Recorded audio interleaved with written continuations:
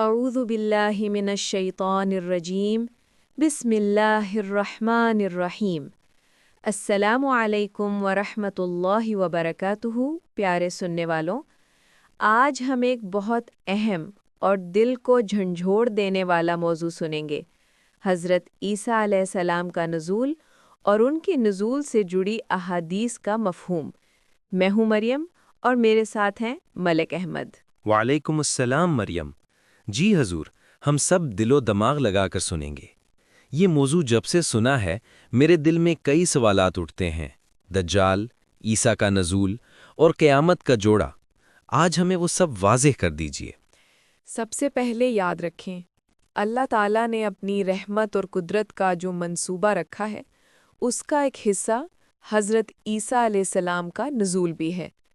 نبی پاک صلی اللہ علیہ وسلم نے فرمایا کہ حضرت عیسیٰ علیہ السلام کے نزول کو قیامت کی ایک بڑی نشانی سمجھو۔ اس میں شک نہ کرنا چاہیے، بلکہ ایمان لانا چاہیے اور سیدھا رستہ پکڑنا چاہیے۔ تو عیسیٰ علیہ السلام کب آئیں گے اور وہ کیا کریں گے؟ یہ تمام واقعات اللہ کے علم میں ہیں، مگر احادیث میں صاف طور پر آیا ہے کہ جب دجال کے فتنے بڑھ جائیں گے تو اللہ تعالیٰ حضرت عیسیٰ علیہ السلام کو آسمان سے اتارے گا۔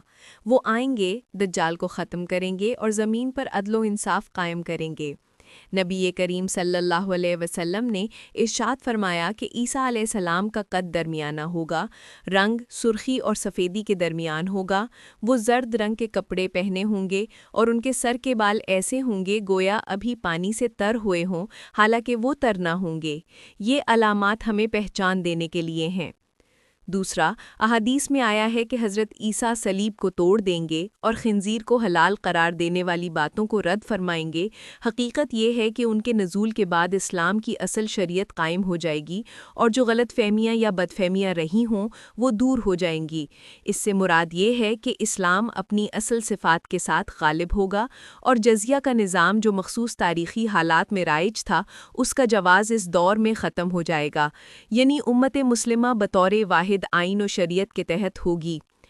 تیسرا، احادیث میں آیا ہے کہ حضرت عیسیٰ علیہ السلام لوگوں کو دعوت دیں گے مگر لوگ مان لینے کے لیے تیار نہیں ہوں گے۔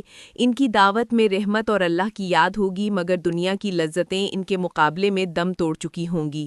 اس کا مطلب یہ بھی ہے کہ اس وقت کے لوگ حقیقی معنوں میں اصلاحی رویے اختیار کریں گے یا ایمان قبول کریں گے۔ چوتھے، احادیث میں آیا ہے کہ حضرت عیسیٰ علیہ السلام دجال کو ہلاک کریں گے اور ان کی خلافت 40 سال تک قائم رہے گی۔ اس عرصے میں زمین میں عدل و انصاف ہوگا، دلوں سے کینہ جات اور حسد کم ہو جائیں گے اور لوگ امن سے رہیں گے۔ پھر وہ وفات پائیں گے اور مسلمان ان کا جنازہ پڑھائیں گے۔ جب حضرت عیسیٰ علیہ السلام نزول فرمائیں گے تو ان کی ایک سانس یا ان کی طرف سے ایک ایسی چیز ہوگی جس کے چھونے سے جو بھی کافر ہوگا وہ فوراً مر جائے گا، اور یہ سانس جتنی دور حضرت عیسیٰ علیہ السلام کی نظر جائے گی وہاں تک پہنچے گی۔ یہ بیان ہمیں بتاتا ہے کہ اللہ تعالیٰ کے حکم سے حضور علیہ السلام کی آمد صرف ایک ظاہری جنگ نہیں بلکہ ایک الہی مداخلت بھی ہے جو فتنے کو ختم کر دے گی۔ یہ حدیث ہمیں یاد دلاتی ہے کہ آخر کار اللہ کا حق غالب آئے گا اور جو لوگ ظلم و کفر کی راہ پر اٹل ہوں گے ان کے لیے سزا مقدر ہوگی، مگر ساتھ ہی ضروری ہے کہ ہم اس بیان کو اللہ کے عذاب یا سزا کے تناظر میں نہ سمجھیں جو اسلام سے ہٹ جانے والوں کے لیے بڑائی دکھائی، بلکہ یہ ایک الہی واقعہ ہے جو حق و باطل کے درمیان آخری فیصلہ ہوگا۔ مریم، آپ نے ذکر کیا کہ صلیب توڑ دی جائے گی اور خنزیر قتل ہوگا۔ اس کا حقیقی مفہوم کیا ہے؟ یہ حدیث اس بات کی طرف اشارہ کرتی ہیں کہ عیسیٰ علیہ السلام کی آمد کے بعد ماضی کی غلط فہمیاں ختم ہو جائیں گی۔ عیسائیوں کا جو عقیدہ ہے کہ عیسیٰ اللہ کے بیٹے ہیں یا ان کا کفارہ مخصوص طور پر صلیب پر مکمل ہوا، حضور علیہ السلام اس کا بیان کریں گے اور واضح کریں گے کہ وہ اللہ کے بندے ہیں اور ان کا پیغام توحید ہے۔ اس لیے صلیب کو توڑنا اور خنزیر کو رد کرنا علامتی طور پر ان غلط عقائد اور عملی عادات کا خاتمہ ہوگا جو اسلام کی اصل تعلیمات سے مختلف تھیں۔ اور جزیہ؟ جزیہ کا جواز ایک تاریخی معاملہ تھا جب مختلف ریاستی حالات میں جزیہ لیا جاتا تھا، مگر جب ساری دنیا اسلامی حکم کے تحت امن میں آ جائے گی اور لوگ اپنی شریعت کی پابندی کریں گے تو ایسے مالی نظام کا درجہ بدل جائے گا۔ حدیث میں سے یہی مطلب اخذ کیا جاتا ہے۔ اس کا بنیادی مقصد یہ ہے کہ عدل و انصاف کا مکمل نظام قائم ہوگا۔ جیسے ہی دجال کا خاتمہ ہوگا، حضرت عیسیٰ علیہ السلام کی حکومت قائم ہوگی۔ اس دور میں ظلم ختم ہوگا اور مومن حقیقی معنوں میں خوشیوں اور رحمتوں کا مزہ پائیں گے۔ یہ دور 40 سال تک جاری رہے گا۔ پھر حضرت عیسیٰ علیہ السلام وفات پائیں گے اور مسلمان ان کی نماز جنازہ پڑھائیں گے۔ یہ ہر صورت میں ہمیں یہ سبق دیتا ہے کہ آخر میں اللہ کی رحمت غالب آئے گی، مگر پہلے آزمائش بہت سخت ہوگی، اور اس آزمائش میں ایمان کی پختگی ضروری ہے۔ پیارے سننے والوں، احادیث بتاتی ہیں کہ دجال کے فتنے بہت وسیع اور شدید ہوں گے۔